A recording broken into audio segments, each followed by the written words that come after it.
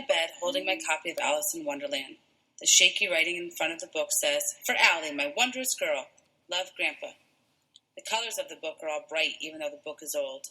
Inside, the pages are soft and the writing is bigger than in books now, but I still can't read it by myself.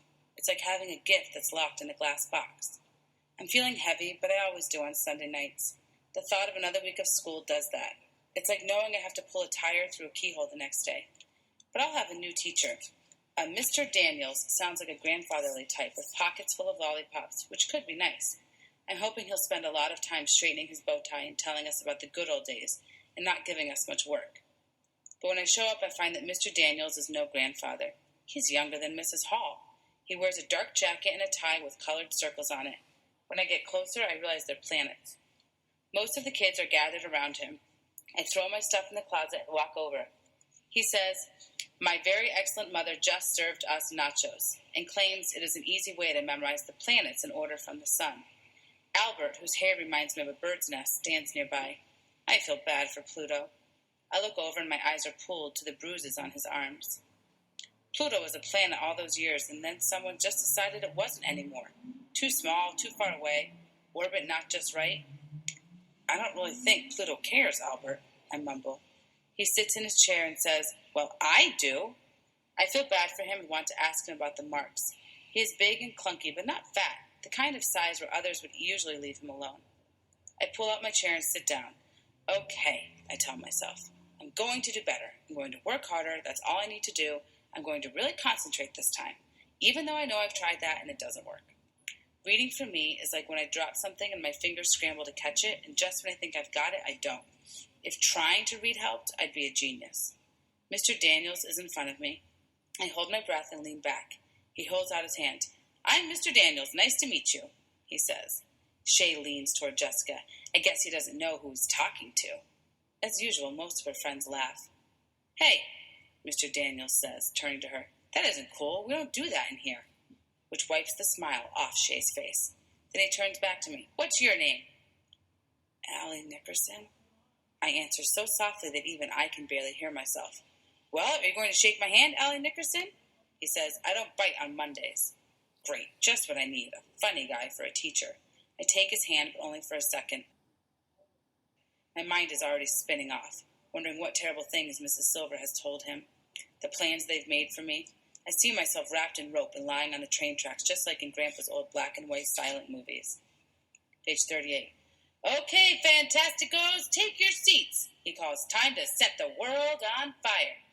Everyone scrambles to their seats, but I'm still lying on the imaginary train tracks, all tied up and watching the engine come around the corner.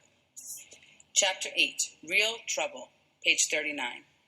The first day with Mr. Daniels starts out okay because we have math in the morning, and Mr. Daniels does this thing he calls the bus driver. He says, "You're the bus driver." And then he tells us how many people get on and off, and we have to add and subtract the numbers in our head. No paper, no pencils, just math. When I was younger, I loved math. Everything about math. But in school, math now has letters. Like, what does X equal? There are also long stories with characters, and although the story is supposed to end with some number, all the words block my path to getting there. But the day turns into a wooden nickel day at snack time, when Mr. Daniels calls me up to his desk. He holds the assignment that I did for Mrs. Hall, where we had to describe ourselves, the one with Y written over and over on it. My stomach flops over. "So I'm wondering what this means exactly. Can you tell me?" he says. I shrug. "I'm wondering if you can write just one paragraph for me. Something about you. I'd like to learn something about you." I stay quiet.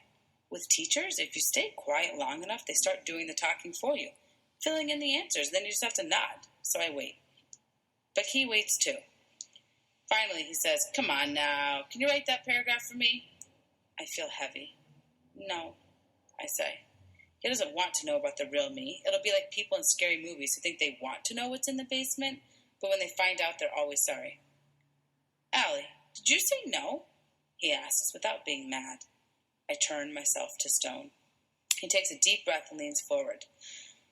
"So, is it writing you don't like?" I think about saying no, except it could cause me trouble later, like the chess game in Grandpa's Alice in Wonderland book.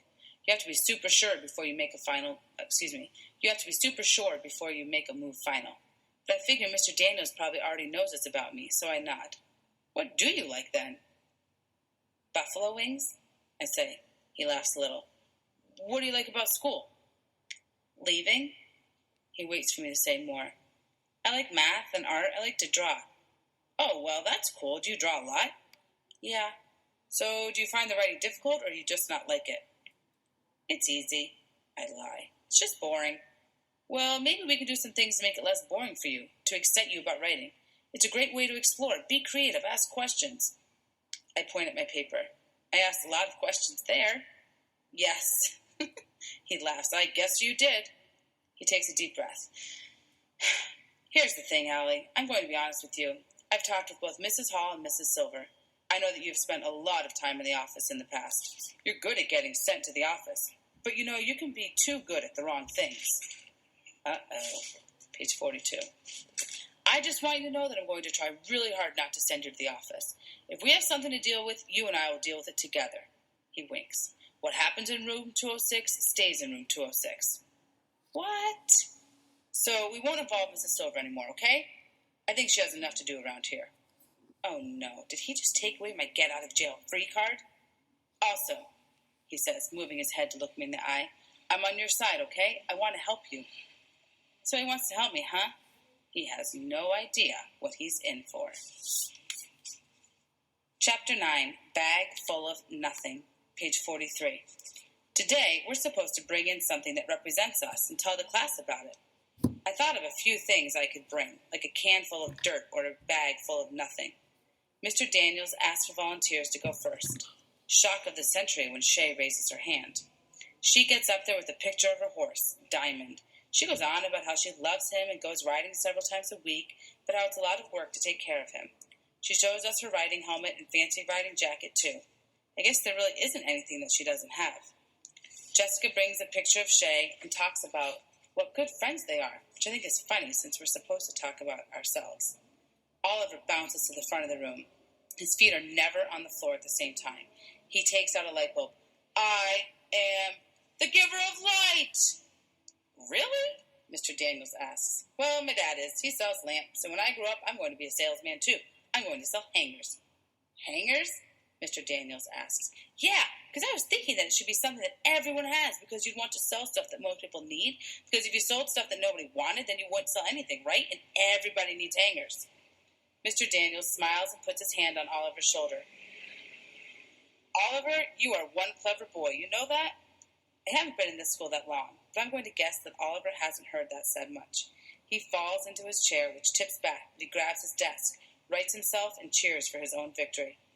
Albert gets up next. As always, he wears the shirt with Flint on it and his bruises. He reaches into a brown paper lunch bag and pulls out a jar of clear liquid. He clears his throat. This is a mixture of 2 parts hydrogen and 1 part oxygen molecules. Will it explode? Yells Oliver. Page 45. Albert does not answer. Instead, he unscrews the metal lid and drinks whatever it is. I'm silently freaked out, but Oliver goes nuts. He drank it! Did you see that? He drank molecules! Gross! It is merely water, Albert reports. While Mr. Daniels speaks to Albert, Shay whispers to Jessica, Water? Really? That's all he's got? Shay has gotten even better at being mean. Ever since Mr. Daniels kept her in for recess for making fun of Oliver, she saves her comments when Mr. Daniels is busy or talking to someone else. This water was taken from a giant underground lake that goes on for miles and miles, Albert announces. It's the same water that the dinosaurs walked through 100 million years ago and the cavemen drank. It's the same water that polar bears swam in just last year and medieval knights guzzled after battle. Oliver and most of the other boys stand, trying to get a better look. That's cool, Albert, Max says. Where did you get it? Jessica and Shay smile and lean forward to look at Max. Shay calls out, Yeah, Albert, where did you get it? I got it from my kitchen faucet. Huh? The same water has been here and been reused since the Earth began. It is important to me because, as a scientist and historian, I know that we are but a blip on the Earth's timeline, a grain of sand on an entire beach of time. Kids are starting to groan. Here goes the professor again, Max says. Yeah, such a show-off, Jessica says, turning to Max. Now knock that off, Mr. Daniels says. I think Albert's idea is fascinating. How Earth has recycled its water over and over. Extraordinary, Albert! Next, he calls on Keisha. She carries a small box and holds it like whatever is inside will break easily. When she takes out a cupcake, the boys argue about who'll get to eat it. This is a cupcake that I made. It's from a box mix. It's homemade. And why is it important to you? Mr. Daniels asks.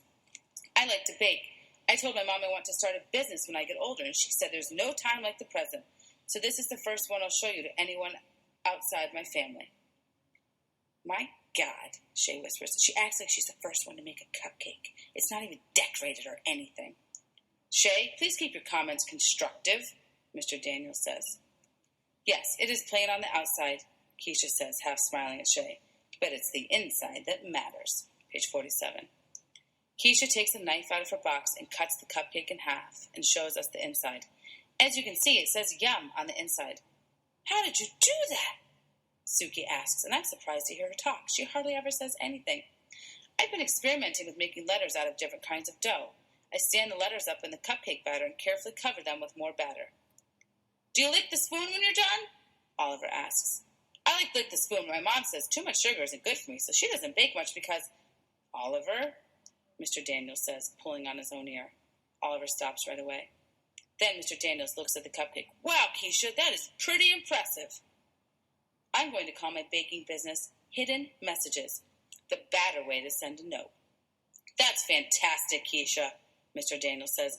The possibilities are infinite. Albert raises his hand and Mr. Daniels points to him. The possibilities are not, in fact, infinite, as she would eventually run out of appropriate letter combinations, and the number of letters to be used in each cake would be limited as well. Also, you imply that the possibilities are all positive, when it is probable that the possibilities would be equal in positive and negative outcomes. Actually, you're correct, Albert, Mr. Daniels says, but I am an optimist. What can I say? So you agree that the possibilities aren't endless? Well, I agree from a mathematical standpoint, Albert, but not from a human one. I believe that the things we put numbers on are not necessarily the things that count the most. You can't measure the stuff that makes us human, like Keisha's creativity or how hard she'll work. Mr. Daniels shrugs. Just my opinion. Well, it seems that the part that can be measured is most important, Albert says, because that's what can be proven. Well, my fine young fellow, I think we'll have to agree to disagree, Mr. Daniels says, walking by Albert and patting his shoulder. Then Mr. Daniels calls on Suki. She pulls out tiny paper bags and begins to pass them out to everyone. I bring 2 foods to share. One is hon senbei, my grandfather's favorite. Other is wasabi peas. They are maybe spicy. Food in America tastes... She turns to Mr. Daniels. What is correct word? All of a sudden, Max jumps up and runs to the sink, followed by Keisha and Jessica. Too hot! Max yells. The 3 push each other a bit, trying to scoop water into their mouths. Ah, yes, Suki continues. Bland is correct word. Food here is bland. She seems to think that the 3 kids at the sink are both funny and odd. I think how hard it would be to move to a different country and have to learn another language. I can't even handle one. Mr. Daniels laughs, holding a little bumpy, bright green pea between his fingers. They don't look that hot. Most people in the class are too chicken to eat it now, pushing it away. Suki looks a little hurt. Albert puts one in his mouth. He eats it, but looks like he's in pain. His eyes even water. He says with a gasp, I like it, Suki. Thank you. That Albert is nice. Oliver pops his in his mouth, but has no reaction. Oliver, Mr. Daniels asks, you don't think it's hot? Nah, I'm the only one in my family that can finish a fireball without taking it out of my mouth. My mother says I must have no taste buds at all, and my dad says... Mr. Daniels pulls on his earlobe again and says, Thanks, Oliver. Oliver's mouth is open, ready to keep going, but he says, Thanks, Mr. Daniels. Do they have some signal or something? Suki continues. These foods mean much to me because I share them with Grandfather. Many things about Japan I miss, but Grandfather I miss most. Also, I miss wood carving with him. He make me wooden blocks, and I carve gift for him and sent. So that's why she has those blocks. I eat these foods because they remind me of Japan and my grandfather. I feel sad for her. What are the crackers made of? Asks Albert. Suki turns to him. They are made of shrimp and fish bones. It isn't just Oliver who goes wild over that one. Most everyone says, yuck. And Suki looks up at Mr. Daniels, who turns to the class. Now, quiet down. Shrimp and fish bones? Shay asks. We prefer lobster in our family. Albert raises his hand. I would just like to point out that lobster is a very expensive meal now, For in the olden days it was served only to peasants and slaves, who revolted and demanded that they only be served lobster twice a week, and